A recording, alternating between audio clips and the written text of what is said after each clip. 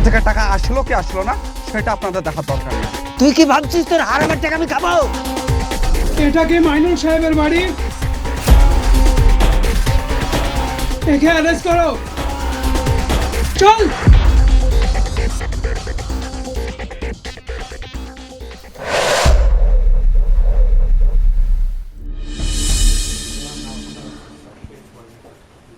আসবো স্যার? আরে ইলাম চাচা যে, আসুন আসুন আসুন, বসুন। বলেন কি সমস্যা? ওই ঘরের ব্যাপারে এসেছিলাম। এই পর্যন্ত আমার ঘরের টাকাটা তো ঢুকলো না, তাই আপনার কাছে আসলাম। আপনি কোনো চিন্তা করেন না, আপনার টাকা ঠিক ঢুকে যাবে। চিন্তা কি সাজে করছি স্যার? আমার ঘর নাই, বর্ষার সময় আমার খুব অসুবিধা হয়। সবই বুঝতে পেরেছি আপনার কথা, কিন্তু সরকার যতদিন পর্যন্ত টাকা স্যাংশন করছে না ততদিন তো আমরা কিছু করতে পারবো না। সামনে ভোট, তাও কি দিবেন না? আমি নিজেই নিউজে দেখলাম কিছুদিনের মধ্যে আপনাদের টাকা স্যাংশন করে দিতে পারে। টাকা পাবো তো?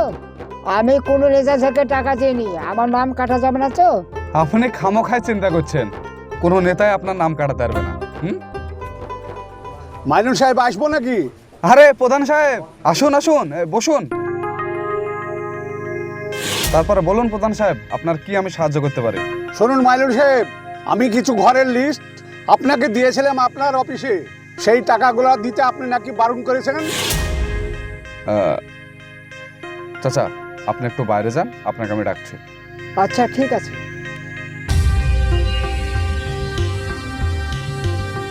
শুনুন প্রধান সাহেব, আপনি যে নাম কটা দিয়েছিলেন তাদের সবারই কিন্তু পাকা বাড়ি আছে, কাঁচা বাড়ি একজনেরও নেই। পাকা বাড়ি থাকলে তো কি হলো? ওরা যদি টাকা না পায় তাহলে কি আমাদেরকে ভোট দিবে? কে ভোট দিবে কি দিবে না সেটা তো আপনাদের ব্যক্তিগত ব্যাপার, এখানে তো আমার কিছু করার নেই। বলুন।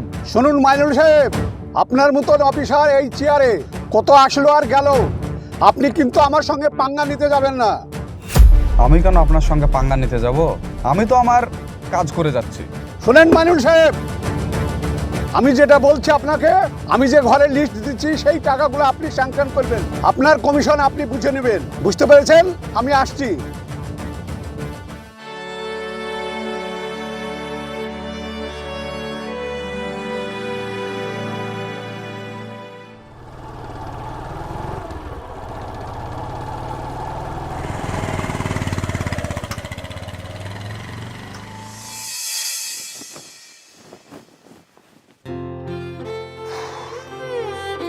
মা ফোন করেছিল।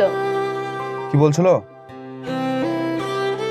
ইসলামপুরে খালার ছেলের বিয়ে, তো খালু বোধহয় আসবে নিমন্ত্রণ করতে। তো ভালো কথা তো আসবে, তো কবে আসবে জানিও, মিষ্টি টিষ্টি নিয়ে আসতে হবে। হ্যাঁ। ভাত খোলো, খুব খিদে পেয়েছে।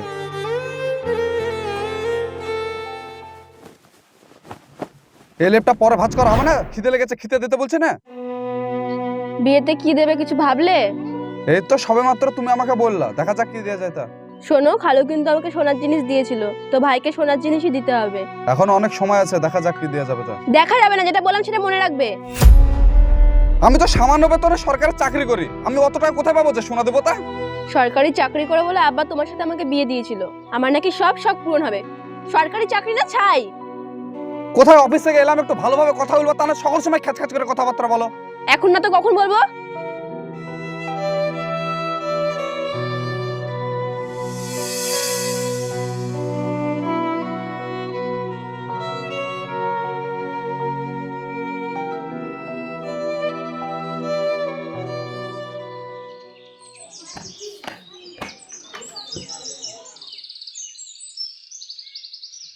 আব্বা কিছু বলছো নাকি?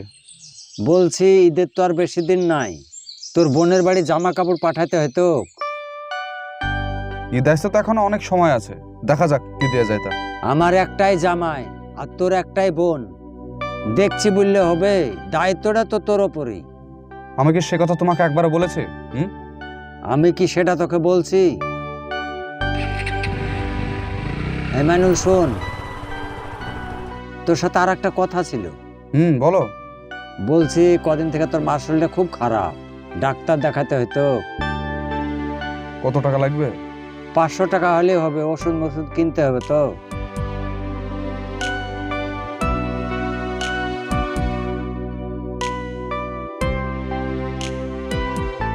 হ্যালো।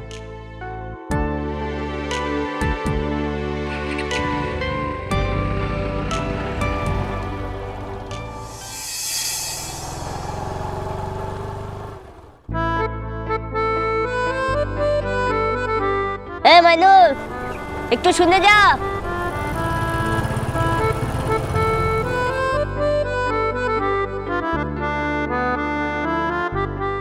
বল। আরে কতদিন দেখিনি, তাই দেখলাম। খুব ব্যস্ত নাকি? আর পঞ্চায়েতে এত কাজের চাপ, কি বলবো, নিঃশ্বাস ফেলার জায়গা নাই, বুঝলে? তা তো বুঝতে পারছি, চেহারাটা যা বানিয়েছিস, তা মনে হচ্ছে পঞ্চায়েতের সব কাজ তুই নিয়েছিস। খুব চাপ নিচ্ছিস মনে হচ্ছে। কাজের চাপ তো থাকবে, কিন্তু বিষয়টা সেটা না রে। আমাকে বলতে পারিস, বললে হয়তো মনটা একটু হালকা হবে। আরে ছোটবেলা থেকে তোকে আমি সব কথাই বলি, তোকে বলবো তো আমার সমস্যা কিসের? তাহলে বল শুনি। যা ইনকাম করে তাতে চলছে না রে, কারণ মন রক্ষা করতে পারছি না। সবার কাছে মনে হচ্ছে আমি একটা অপরাধী। মাইনুল, একটা বয়সের পরে ছেলেদের জীবনে আর কিচ্ছু থাকে না, বুঝলি? তোর তো ভালো ইনকাম দেখছি, গাড়ি কিনে ফেলেছিস। আরে আমি যা বেতন পাই তাতে কি আর এসব হয়? উপরে ইনকাম আছে বলি তো এভাবে গাড়ি কিনে ঘুরে বেড়াইতে পারছি। আর আমাদেরকে সেই বেতনের মধ্যে চলতে হয়, বুঝলে? পঞ্চায়েতে চাকরি করছিস, উপরে ইনকাম হওয়া তোর কথা রে। আমি তো সেই দিকে যাই না রে, আমি একটু সততাভাবে চলার চেষ্টা করি। তুই যা ভাবছিস সেটা খুব ভালো, আমি আর কোনো দ্বিমতও নাই। তুই সত্যি করে বলতো, তোর মূল্য কেউ দেয় কি? সে তো দেখতেই পাচ্ছি রে, যে কে মূল্য দিচ্ছে আর কে দিচ্ছে না। শুন ভাই, তুই তখনই সুখী হতে পারবি যখন তুই তোর বাড়ির লোককে সুখী রাখতে পারবি। এবার তুই ভাব, তুই সততা দিয়ে তোর বাড়ির লোককে সুখী রাখতে পারবি? তাহলে কি তুই আমাকে অসৎ পথে ইনকাম করার কথা বলছিস? আমি বলছি না, তুই ভেবে দেখ তোর কাছে প্রথমে কোনটা গুরুত্বপূর্ণ বেশি।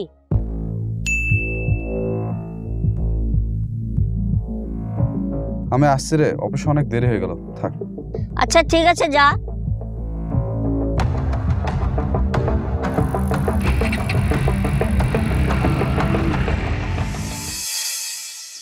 তুই ঠিকঠাক ভাবে এই লিস্টগুলো দেখিস।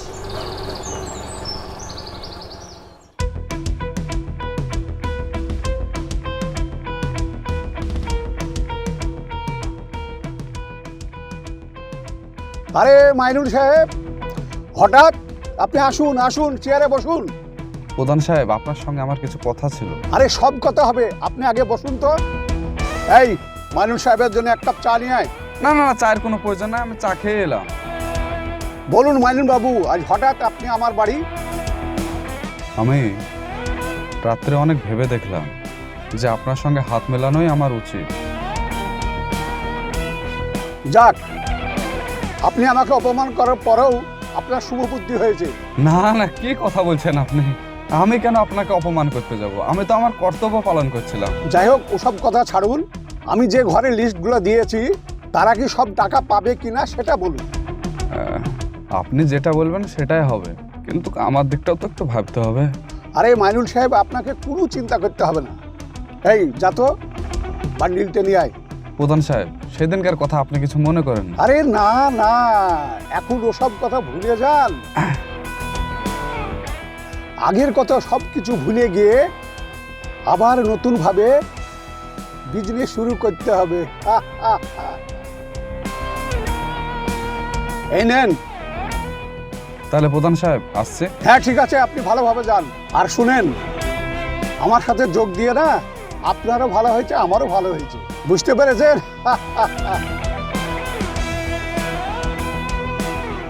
সেদিন পঞ্চায়েতে সবারই সামনে আপনাকে অপমান করলো, তারপরেও ওকে আপনি দলে নিয়েছেন।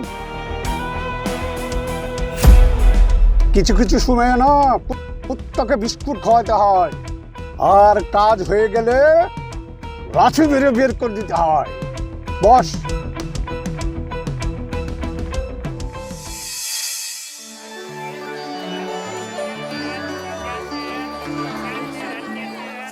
ও আফজল ভাই, ব্যাগ ভর্তি করে সবজি নিয়েছ? বাড়িতে তো অনেক মানুষ, সবজি লাগবে না? হ্যাঁ সে তো লাগবে, খাও খাও, পেট ভরে খাও, আরাম পয়সা। তোমার কি মাথা খারাপ হয়েছে? কি সব বকছো তুমি? ঠিকই বলছি, আমার ঘরের টাকা মেরে সবজি কিনে খাওয়া হচ্ছে। শুনো, মাইনুল কারে টাকা মেরে খায় না, ও সৎ পথে ইনকাম করে। মাইনুল খুব ভালো ছেলে। কোন জায়গায় পাস করছে? ওই প্রধানের পা থেকে ওই টাকা খাচ্ছে। আর বিশ্বাস না করলে বাড়ি গিয়ে ছেলেকে জিজ্ঞেস করেন না। তুমি এবার কিন্তু বেশি বকছো। আমার বাড়ির টাকা প্রধানে খেয়েছে, আমি এমনি এমনি বলছি না। ফালতু লক্ষ্য থেকে ওটা এখান থেকে।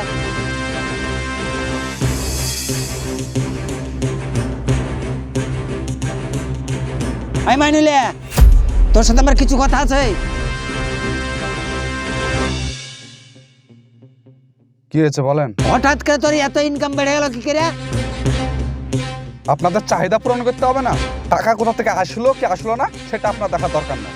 তুই কি ভেবেছিস তোর হারামের টাকা আমি খাবো? হারামের টাকা মানে? সততা দিয়ে টাকা ইনকাম করে আপনাদের পেট ভরে? হ্যাঁ কেন, আমরা তোকে কোনোদিন কিছু বলেছি? আরে তুমি বলনি, তৃষা বলেছে ওর খালাতো ভাইয়ের বিয়ে সোনার জিনিস লাগবে। ঈদ আসতে এখনো দেরি, বোনটাকে কি এখনই জামা কাপড় দিতে হবে। কখনো আমার কষ্টটা বোঝার চেষ্টা করেছো যে আমার কি লাগবে তা? সেটা তো চোখে পড়ে না। এই সরো। এটা কি মাইনুল সাহেবের বাড়ি? হ্যাঁ, এটা মাইনুলের বাড়ি।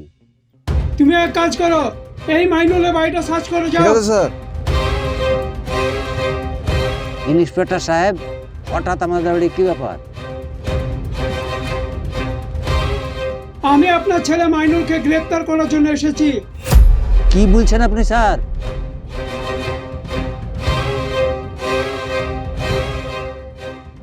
কি ব্যাপার ইন্সপেক্টর সাহেব, আমি কি করছি যে আপনি আমাকে অ্যারেস্ট করতে এসেছেন? সরকার গরিব মানুষকে বাংলার ঘর বাড়ি দেওয়ার জন্য টাকা দিচ্ছে। সেই গরিব মানুষের টাকাগুলি তুমি আত্মসাৎ করেছো, সেই জন্য তোমাকে গ্রেফতার করার জন্য এসেছি। স্যার, আপনার কোথাও ভুল ইনফরমেশন আছে, আমি এসব কিছু করিনি, আপনি বিশ্বাস করেন। স্যার, এই টাকার বান্ডিলটা বাড়িতে পাওয়া গেছে। আর কিছু বলার আছে তোমার? একে অ্যারেস্ট করো। Okay sir. চলো থানায়, তারপর তোমাকে কোর্টে চালান করব।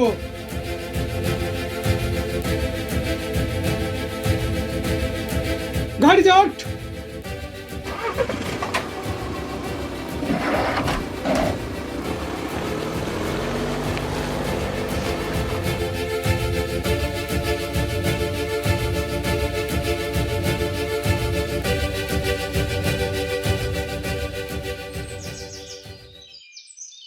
বৌমা, তুমি আবার কোথায় যাচ্ছো? বাপের বাড়ি যাচ্ছি আমি। বাপের বাড়ি যাচ্ছো? এখন তুমি বাপের বাড়ি গেলে লোকে কি বলবে? দেখুন আব্বা, আপনার ছেলের জন্য আমি এমনিতেও কোথাও মুখ দেখাতে পারবো না, তো লোকে কে কি বলে তাদের আমার কোনো যাই আসে না।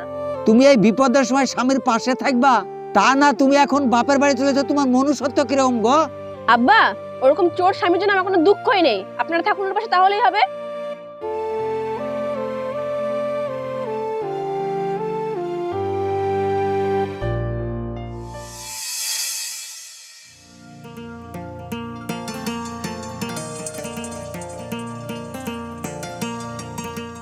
আরে মাইনুল সাহেব, আসুন আসুন, আপনি আমার বুকে আসুন।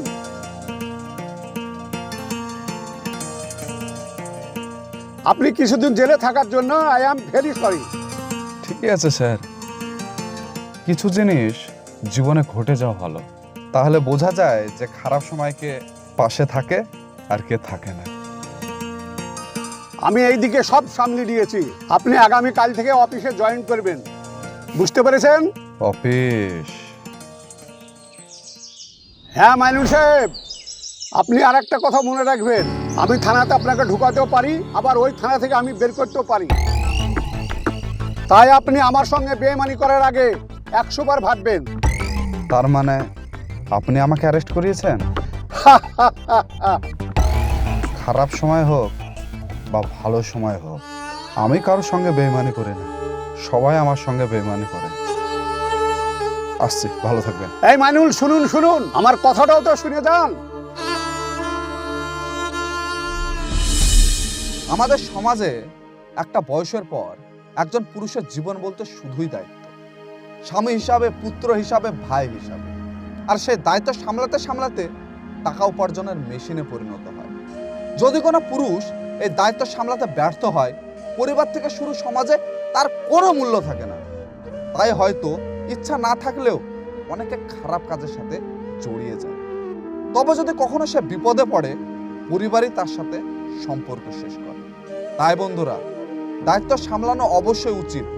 পরিবারকে সবাই খুশি রাখতে চায়, তবে কখনো অন্যায় কাজের সাথে জড়িয়ে পড়ো না।